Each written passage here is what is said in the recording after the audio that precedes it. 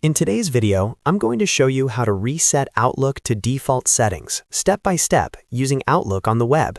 If your Outlook layout looks messy, the ribbon feels confusing, or settings have been changed and you just want everything back to normal, this guide will help you reset things quickly and easily.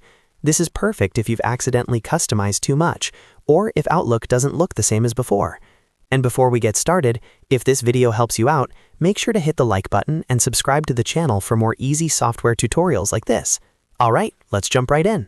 First, open Outlook on the web in your browser and sign in to your account. Once Outlook loads, look at the top right corner of the screen and click on the gear icon, the settings icon.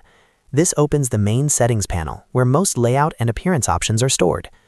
Inside the settings panel, start by clicking on Mail, and then go to Layout. This is where many of the visual changes happen. Here, check the message list settings, such as message list density, preview text, and how emails are displayed. If focused inbox is enabled and you don't want it, you can turn it off to return to a more traditional inbox view. Also review the reading pane and folder pane options and adjust them to their default or preferred layout so everything feels clean and familiar again.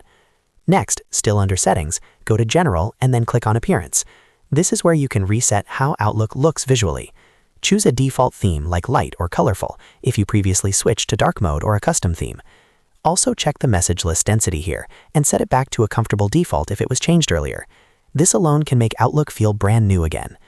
Now let's move on to resetting the ribbon.